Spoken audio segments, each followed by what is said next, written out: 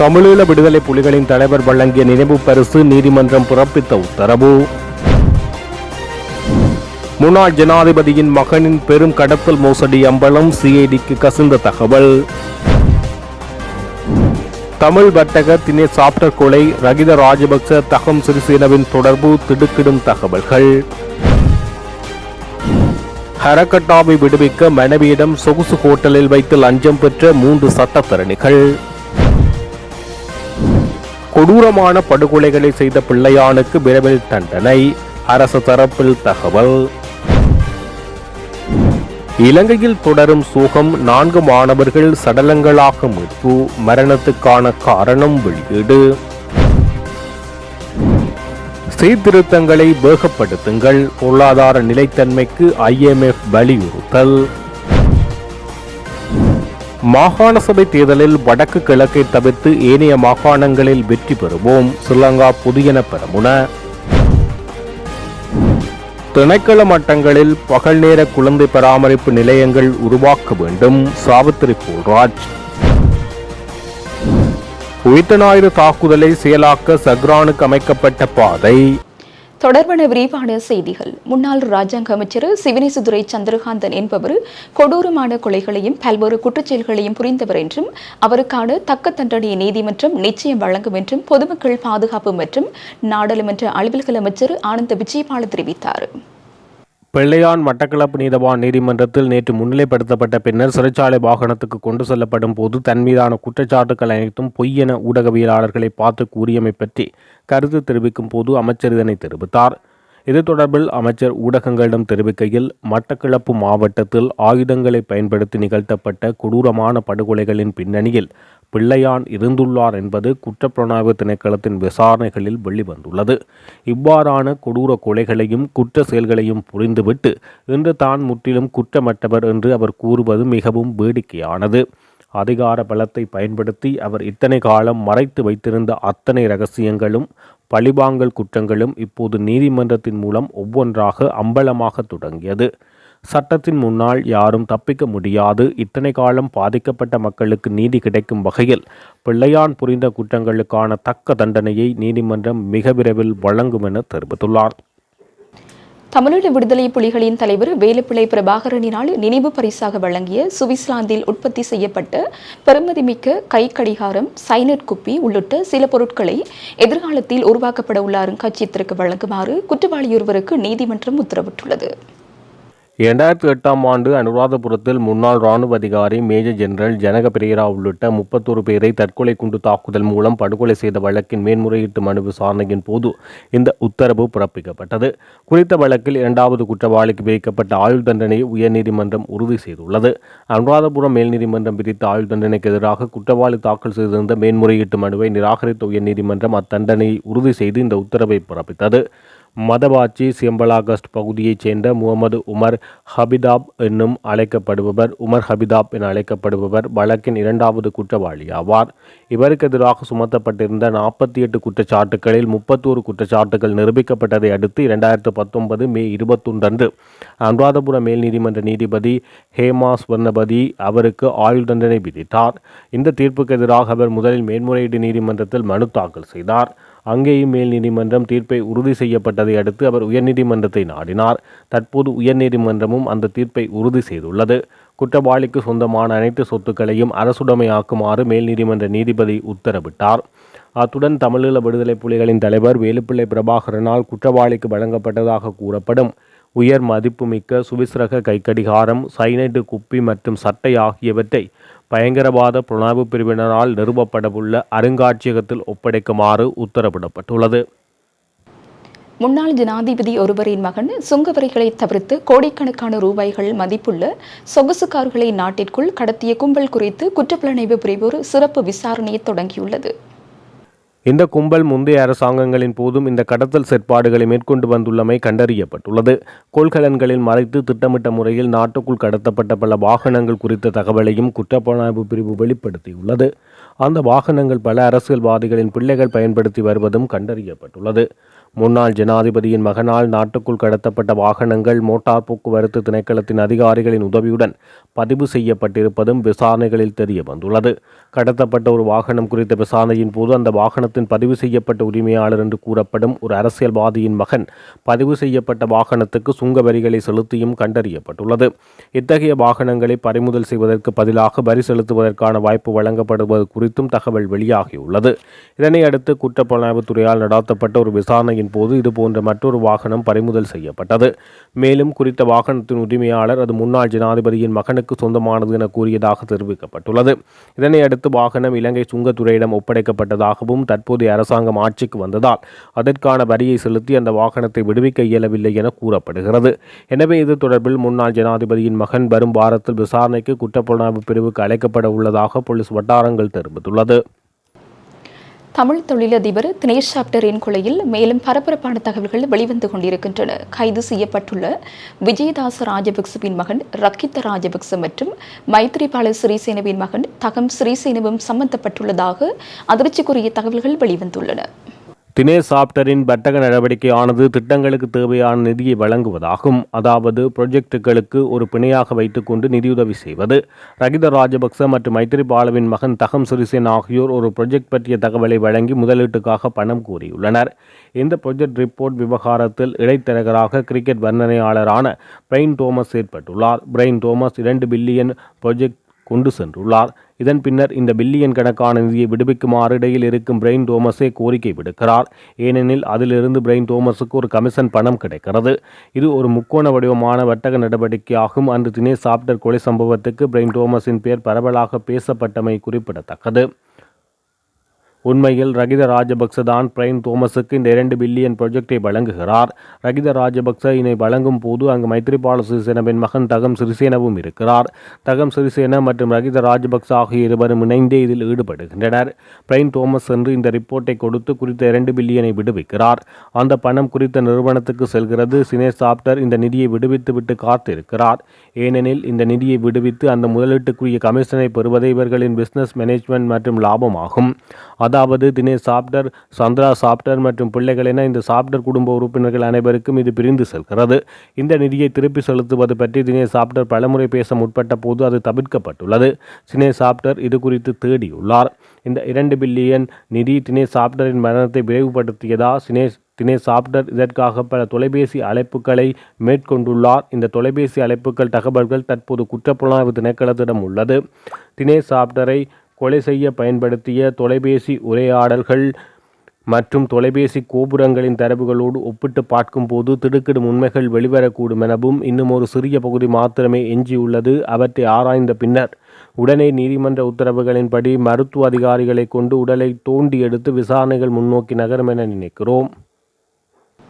பிரபல பாதாள குழு தலைவரான ஹரக்கட்டா என்பவரை விடுவிப்பதற்காக அவரது மனைவியிடமிருந்து பெருந்தொகை பணத்தை லஞ்சமாக பெற்றதாக கூறப்படும் 3 சட்டத்திறனிகளுக்கு எதிராக லஞ்ச ஊழல் ஒழிப்பு ஆணைக்குழுவில் முறைப்பாடு செய்யப்பட்டுள்ளது.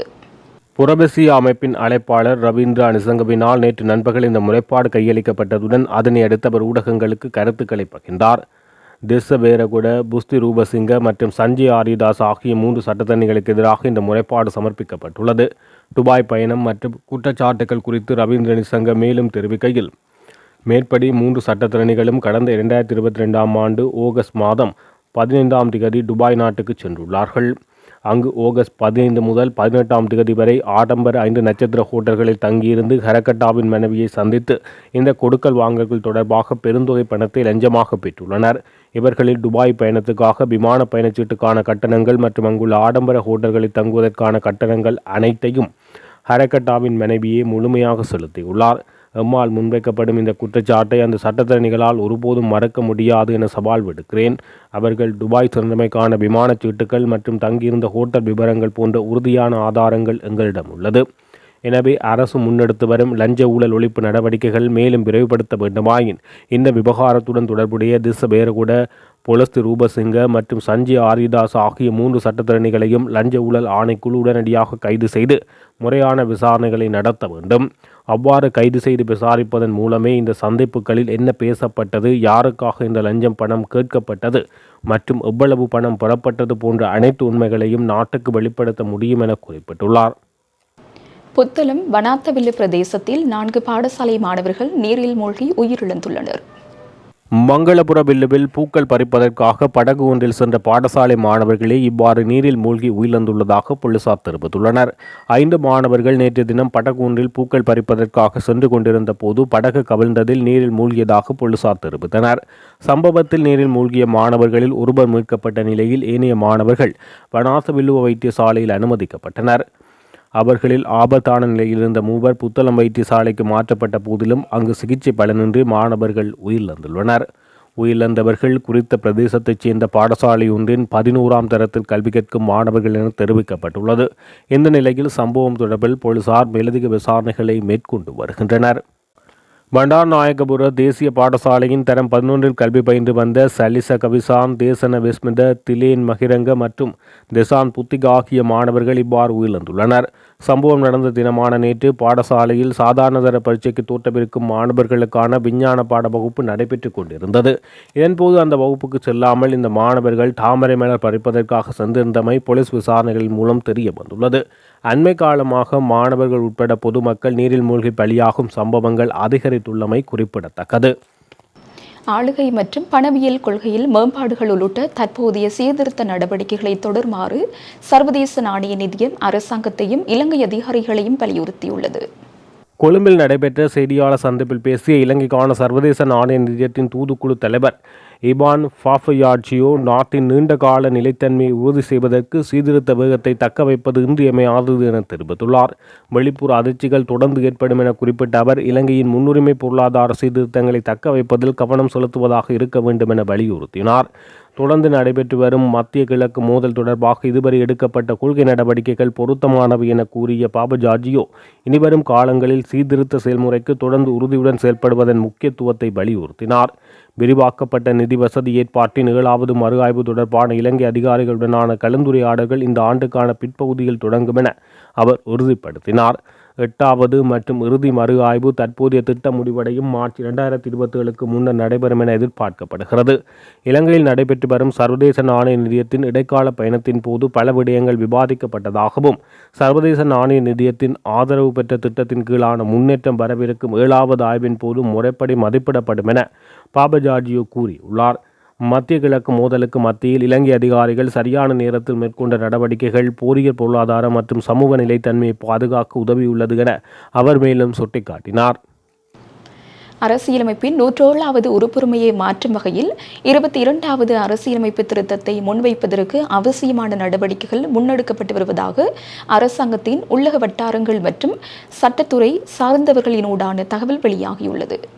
உயர்நீதிமன்ற மற்றும் மேன்முறையீட்டு நீதிமன்ற நீதியரசர்களின் ஓய்வு பெறும் வயதிலேயே திருத்துவதே இந்த புதிய அரசியலமைப்பு திருத்தத்தின் நோக்கம் என்பதுடன் அதற்கமைய தற்போது நடைமுறையில் உள்ள உயர்நீதிமன்ற நீதியரசர்களுக்கான ஓய்வு பெறும் வயதிலேயே 65 வயதிலிருந்து 67 வயது வரை நீடிப்பதும், மேன்முறையீட்டு நீதிமன்ற நீதியரசரின் வயதிலேயே 63 வயதிலிருந்து 65 வயது வரை நீடிப்பதும் இந்த புதிய அரசியலமைப்பு திருத்தத்தினூடாக முன்னெடுக்கப்படும் என தெரிவிக்கப்படுகிறது. 1978ஆம் ஆண்டு தற்போதைய அரசியலமைப்பு தற்போது வரையில் 21 சந்தர்ப்பங்களில் திருத்தங்களுக்கு உட்படுத்தப்பட்டிருந்தாலும் அதில் 16 சந்தர்ப்பங்கள் அரசு தலைவர்களின் தனிப்பட்ட அபிலாசைகளை அடிப்படையாக கொண்டே முன்னெடுக்கப்பட்டுள்ளதாக தெரிவித்துள்ள சட்டத்தரணி KW ஜனரஞ்சன, டிசம்பர் மாதத்தில் ஓய்வு பெறவுள்ள தற்போதைய பிரதம நீதியரசர் பிரதி பத்மன் சூரசேனவின் பதவிக்காலத்தை மேலும் 2 வருடங்களுக்கு நீடிப்பதே இந்த திருத்தத்தின் நோக்கம் என சுட்டிக்காட்டியுள்ளார். அரசாங்கம் மற்றும் ஜனாதிபதியின் இந்த முயற்சி தொடர்பில் இலங்கை சட்டத்தரணிகள் சங்கம் கவலை வெளியிட்டுள்ளதுடன், கொழும்பு மேல் நீதிமன்ற சட்டத்தரணிகள் சங்கம், கொழும்பு நீதவான் நீதிமன்ற சட்டத்தரணிகள் சங்கம், பதுளை சட்டத்தரணிகள் சங்கம் உள்ளிட்ட சட்டத்தரணிகள் சங்கங்கள் அவர்களின் எதிர்ப்பை வெளியிட்டுள்ளது. பொதுநலவாய நாடுகள் சட்டத்தரணிகள் சங்கமும் ஜனாதிபதி அவர்களுக்கு எதிர்ப்பை வெளியிட்டுள்ளது.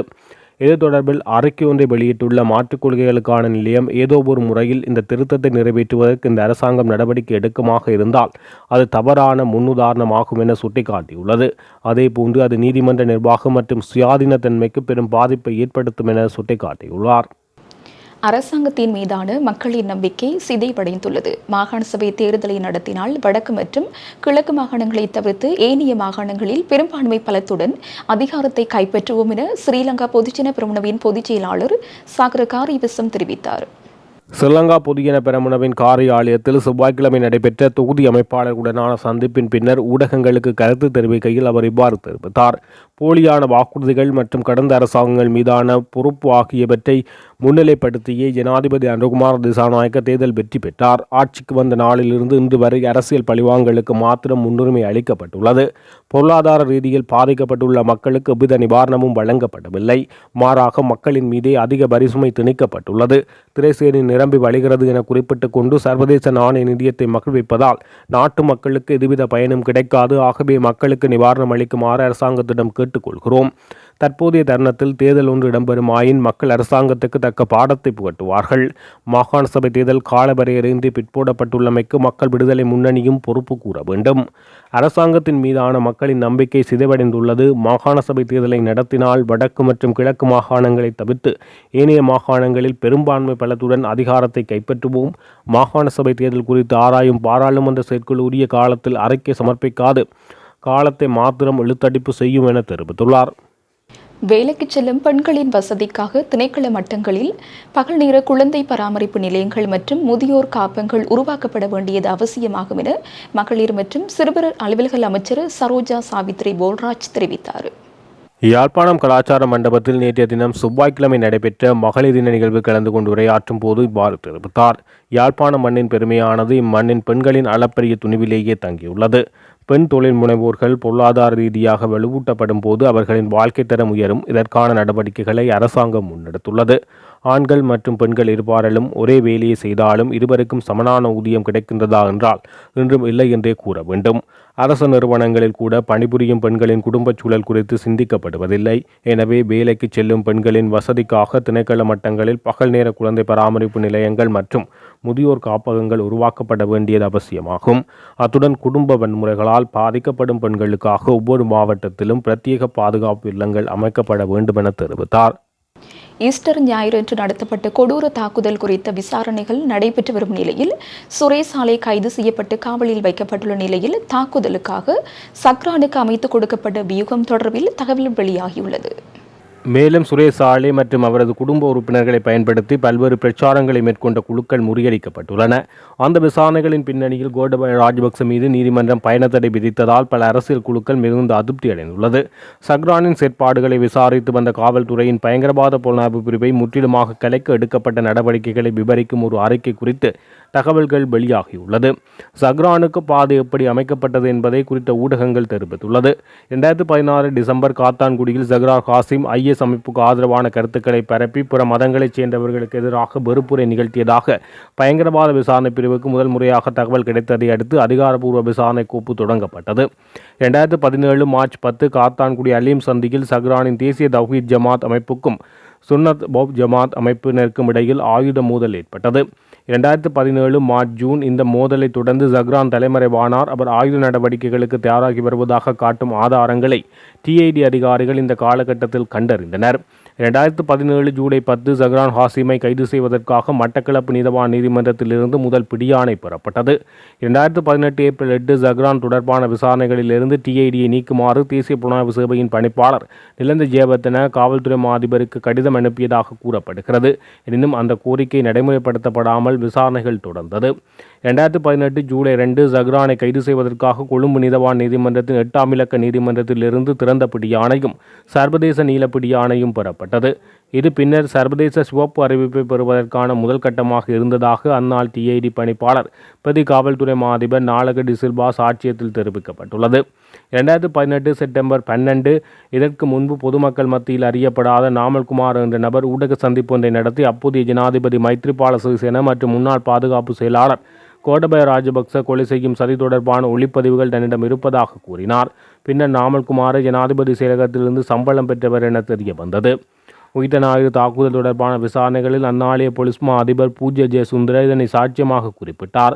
சக்ரான் தொடர்பான விசாரணைகளை நிறுத்துமாறு கூறப்பட்டிருந்த போதும் அது நடைமுறைப்படுத்தப்படாததால் டிஐடி சக்ரானையும் அவரது குழுவினரையும் கைது செய்ததற்காக உள்நாட்டிலும் சர்வதேச அளவிலும் பிடியாணைகளை பெற்றது. நாமல்குமாரா நடத்திய ஊடக சந்திப்பில் அவர் தனது குற்றச்சாட்டுக்களை டிஐடி பணிப்பாளர் நாலக டி சில்வாவை நோக்கி முன்வைத்தார். மேலும் அமித் வீரசிங்க, டேன் பிரியசாத் மற்றும் நிலந்த ஜெயவர்தன ஆகியோரை தனது ஆதரவாளர்களாக குறிப்பிட்டார்.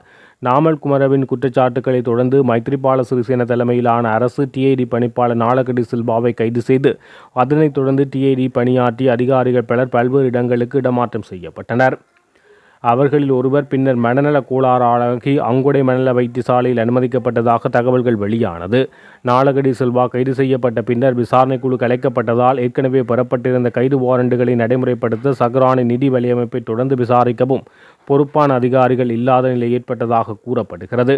ஒளிப்பதிவுகளை வெளியிட்டு ஊடகங்களில் பரபரப்பை ஏற்படுத்திய நாமல் குமாரவுக்கு ஜனாதிபதி செயலகத்திலிருந்து சம்பளம் வழங்கப்பட்டதாக முன்னாள் பொலிஸ் மா அதிபர் பூஜ்ய ஜெயசுந்தர 2020ஆம் ஆண்டு அக்டோபர் 9 அன்று உயிர்த்த ஞாயிறு தாக்குதல் தொடர்பான ஜனாதிபதி ஆணைக்குழுவில் சாட்சியம் அளித்த போது தெரிவித்துள்ளார். இத்துடன் ஜெஃப்னா கிளரியின் மதிய நேர பிரதான செய்திகள் நிறைவடைகின்றன. மேலதிக செய்திகளை அறிந்து கொள்ள www.jeffnakalari.lk என்ற இணையதளத்தினூடாக இணைந்து கொள்ளுங்கள்.